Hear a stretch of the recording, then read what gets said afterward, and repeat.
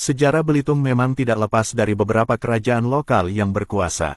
Meski pada awalnya di abad ke-7 Belitung dikuasai Kerajaan Sriwijaya dan Kerajaan Majapahit di tahun 1365, namun Belitung pernah eksis dengan pemerintahannya sendiri.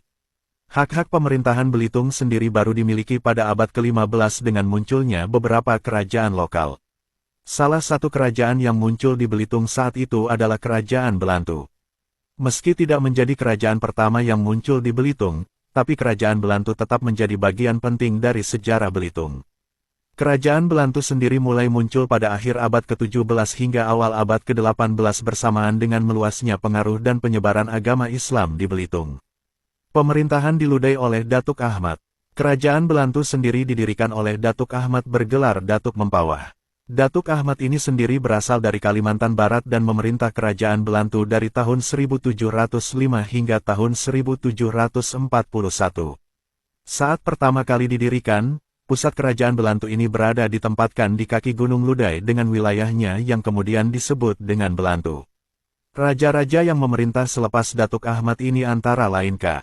Tining, K.A. Kejur, K.A. Deraib, K.A. Ali, K.A.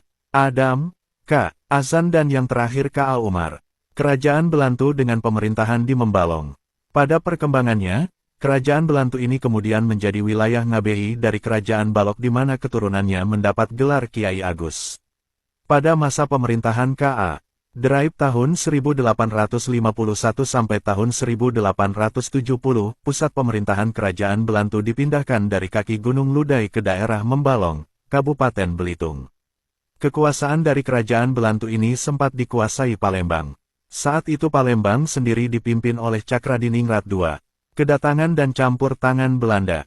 Pada tahun 1821, pasukan Belanda datang dan ikut campur dalam pemerintahan Kerajaan Belantu dengan mengangkat Pangeran Syarif Muhammad sebagai kepala daerah Belitung.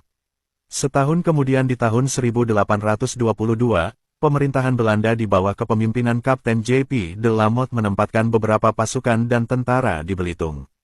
Berlanjut di tahun 1823, eksistensi Belanda di Belitung semakin kuat sehingga membuat kekuasaan Kerajaan Belantu terus mengecil. Pengkerdilan Kerajaan Belantu sendiri dilakukan oleh J.P. Blersel sebagai asisten residen, yang dibantu oleh Kapiten Keun untuk menggantikan J.P. de la Motte. Pada pemerintahan J.P. Blersel ini Pangeran Syarif Muhammad digantikan oleh Pangeran Syarif Hasjim yang membuat kekuasaan Kerajaan Belantu semakin melemah hingga akhirnya tidak diakui lagi oleh penjajah Belanda. Dari sinilah maka secara bertahap pemerintahan Kerajaan Belantu pun dikendalikan dan diambil alih oleh tentara Belanda.